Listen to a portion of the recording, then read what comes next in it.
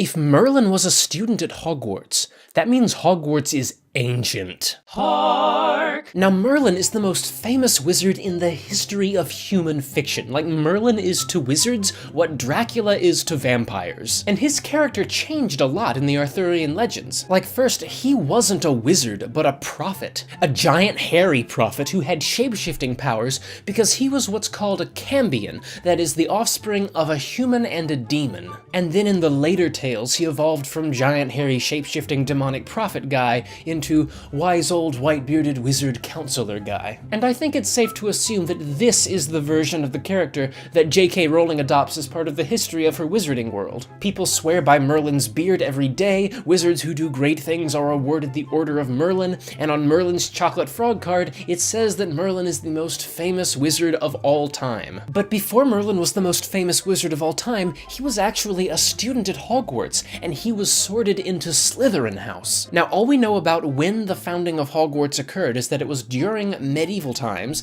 and according to Professor Binns, more than 1,000 years ago. And Binns was speaking in 1992 when he said this, during Harry Potter and the Chamber of Secrets, meaning Hogwarts would have to have been founded no later than AD 991. And this is the date that the Harry Potter wiki uses, but I think the Harry Potter wiki's wrong. Because Professor Binns wouldn't say over 1,000 years ago if the school was almost exactly 1,000 years old. So it's probably a lot older than the late 900s. And if Merlin really did go to Hogwarts, then I don't see how Hogwarts could have been founded at any time other than the late 400s. And that is over 1,000 years ago indeed, because it's like 1,500 years ago. Meaning Professor Binns is kind of understating how old Hogwarts is, but he's still accurate. Like it's not unreasonable to describe the 5th century as over 1,000 years ago. But let me explain how I get that date, because if J.K. Rowling is using the version of the Merlin character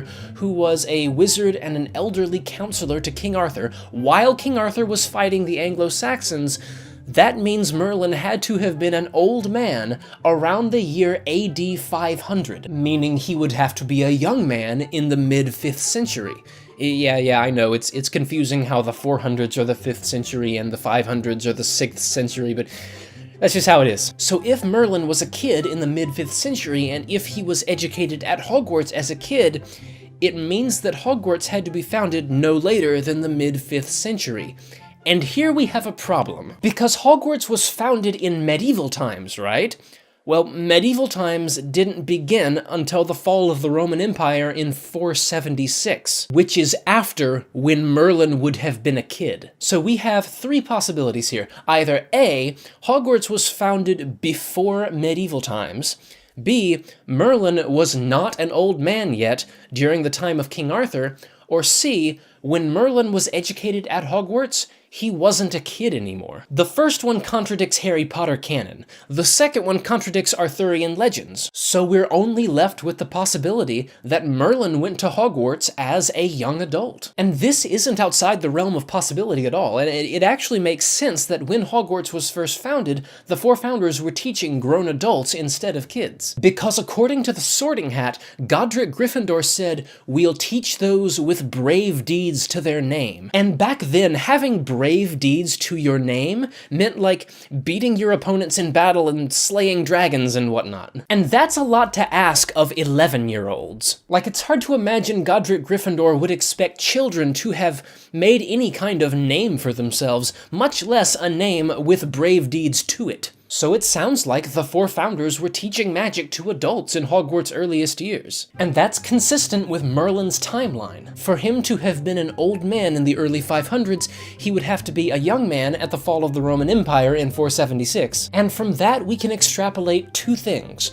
1, Hogwarts had to have been founded right after the Empire's fall. That's the only time it could be founded and still be after the beginning of medieval times, so as to not contradict Harry Potter canon, and before Merlin stopped being a young man, so as to not contradict Arthurian legends. So based on this narrow window of time, I am proposing that Hogwarts School of Witchcraft and Wizardry was founded in the late 470s. And that's the first thing I think we can extrapolate from all this. And the second thing is that Merlin was one of Hogwarts' first students, meaning that if he was sorted into Slytherin House, he would have been taught by Salazar Slytherin himself. And if you think about it, this adds a new layer to the rivalry between Gryffindor and Slytherin, because get this, Godric, as in Godric Gryffindor, is an Anglo-Saxon name. And Merlin becomes a close friend and ally of King Arthur, whose whole job as King of the Britons is to fight off the invading Anglo-Saxons. So in other words, it just might be that Salazar Slytherin's greatest student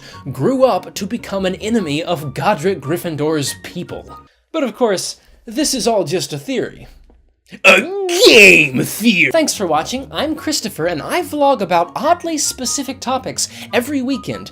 And starting next week, for every weekend in the month of October, I'm going to be vlogging about an oddly specific spooky topic. I'm gonna spookify my bedroom, I'm gonna be wearing spooky costumes, it's gonna be a spooktacular. Also, I would really love to get 666 subscribers by Halloween. I'm less than 100 away. I can do it.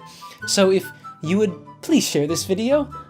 Otherwise, I'll see you next week to talk about Chinese jumping zombies.